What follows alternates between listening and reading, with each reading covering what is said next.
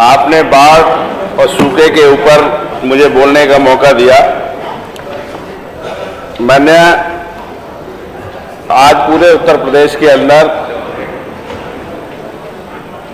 मौसम की वजह से लोग दोहरी मार झेल रहे हैं। कई एरिया ऐसे हैं, कई जनपद ऐसे हैं जहां बाढ़ है और कई जनपद ऐसे हैं जहां पर सूखा पड़ा है। मैं पश्चिम उत्तर प्रदेश से आता हूं। हमारे कई जिले ऐसे हैं कि वहां बारिश पड़ी नहीं, लेकिन उसके बाद भी गंगा नदी, रामगंगा और कई नदियां ऐसी हैं जो हमारे क्षेत्र से बहती हैं और जिलों के अंदर उस बाढ़ की वजह से कहर बरपा हुआ है।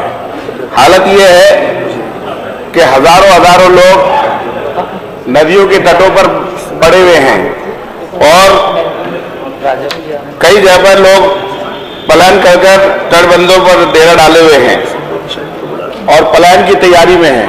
अभी मंत्री जी बोल रहे थे और हमारे कई सत्ता पक्ष के साथी बोल रहे थे, तो ऐसा लग रहा था जैसे सारा काम हो गया, इसके बाद कुछ बचता ही नहीं है।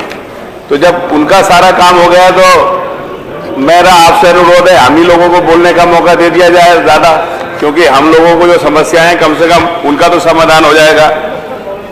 मैं आपसे इतना बताना चाहता हूं अधिष्ठाता महोदय कि हमारे क्षेत्र के अंदर रामगंगा नदी बहती है, उसके ऊपर बांध बना हुआ नहीं है और जब उत्तराखंड से लगा हुआ एरिया है और वहां से जब कारा डैम से पानी छोड़ा जाता है तो पूरे एरिया के अंदर मेरे क्षेत्र के सैकड़ों गांव ऐसे हैं, चटकाली है, सलमसराय है, काजीपुरा है, बडेरा है, आपके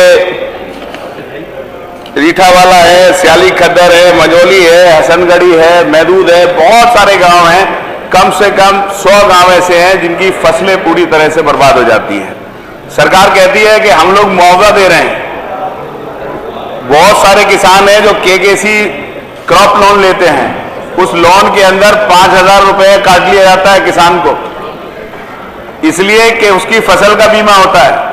लेकिन कहीं पर भी पूरे उत्तर प्रदेश में कोई एक जगह माननीय मंत्री जी ये बता दें कि कहीं पर किसान को उसकी फसल बर्बाद होने के बाद बीमा दिया गया हो। आप आइए और जाकर देखिए, अगर यहां पर सिंचाई मंत्री होते तो पूरे एरिया के अंदर पूरे फसलें बर्बाद हो गई, किसान बर्बाद हो गया, इन्हें एक पैसे का मुआवजा नहीं मिला।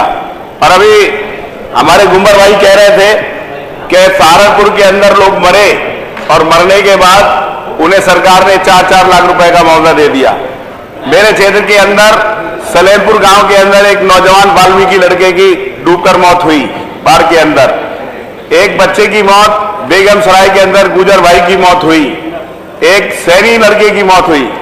लेकिन उनकी लाशें जब बरामद नहीं हुई, पोस्टमार्टम नहीं हुआ, तो सरकार ने कहा कि बिना पोस्टमार्टम के हम लोग मुआवजा नहीं देंगे। ये हालत है। और दूसरा, कई गांव तो ऐसे हैं, एक दरियापुर गांव है, 4 महीने बरसात के बाद उस गांव का पूरा कनेक्शन सबसे टूट जाता है। बच्चे 2-2 महीने स्कूल नहीं जाते, लोग सड़कों पर हैं, धरना प्रदर्शन कर रहे हैं, लेकिन वहां पर सड़क नहीं है। एक हसनगढ़ी गांव है, कोई कांटेक्ट नहीं है, वहां पर सरकार से बराबर मांग हो रही है। और मैं कह रहा हूं दरियापुर तो ऐसा गांव है जहां पर 90% भारतीय जनता पार्टी को वोट मिलता है, लेकिन सरकार 2 बार होने के बाद भी ना तो दरियापुर के अंदर पुल बना है, ना दरियापुर के लोगों के लिए सड़क बनी है, आज भी वो वहां पर है। हसनगढ़ी को 50 साल हो गए। वो गांव के लोग अगर बरसात होती है और बाढ़ आ जाती है तो 3-3 महीने दूसरे गांव से अपने गांव तक नहीं जा पाते। कितनी बुरी विपदा के अंदर हो रहे हैं। ऊर्जा मंत्री जी बैठे हैं, ये पहली दफा है, कभी किसानों के साथ ऐसा अन्याय नहीं होता था।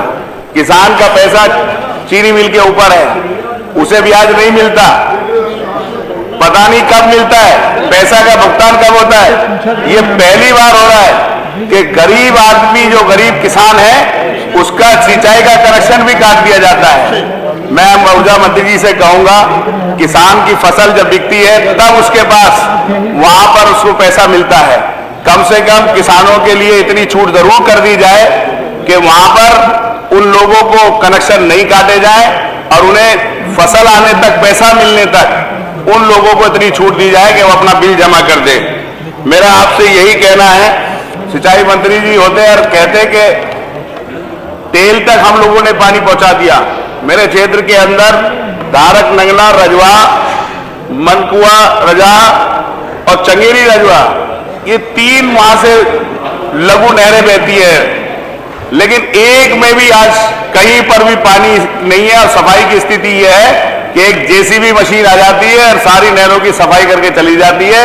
आज भी बुरी तरह से उनके ऊपर अतिक्रमण हुए हुए हैं और उनके ऊपर बुरे हालात हैं कि पानी वहां पर नहीं है। मैं आपसे यही अधिष्ठाता महोदय कहूंगा, माननीय मंत्री जी से, कि जो लोग इस बाढ़ के अंदर मरे हैं उन लोगों को कम से कम मुआवजा मिलना चाहिए, ज्यादा से ज्यादा मुआवजा मिलना चाहिए।